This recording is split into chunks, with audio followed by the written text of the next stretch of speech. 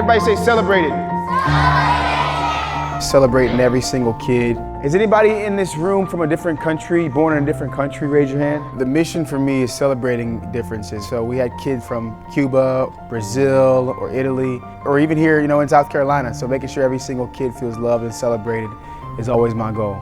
No matter how tall or short we are, no matter what our first language is, no matter what our skin color is.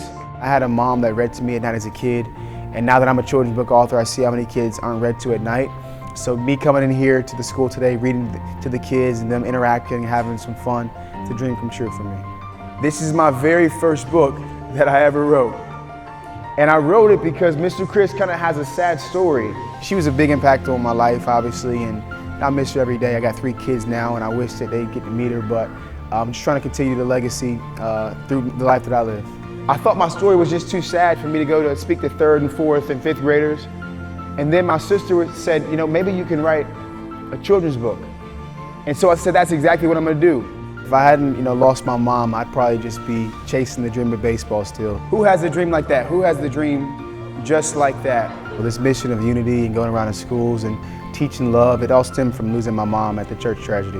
I actually went to Goose Creek High School, not too far from here. When I was at Goose Creek, I played basketball and baseball there. My basketball coach is still the coach there, Coach Matthew Blake Hall. Phenomenal person. My wife and I sponsor their basketball team every year. We're hopefully going to be sponsoring a track meet named after my mom.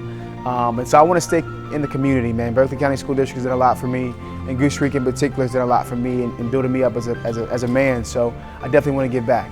Everybody say, my life matters. My life matters. I want to remind students how much they mean to the world, right? I do feel like I'm making a positive difference. He wears a little different clothes and his hair is a little different and he sounds a little different. You hope that these kids will take that message and say, you know what, man, yeah, you're right. Nobody chooses their skin color. Nobody chooses where they're born. Nobody chooses their parents, or most people don't even choose their name. So we shouldn't hate or make fun of somebody based on what makes them different. We should love them. And that's what I teach. Thank you guys again.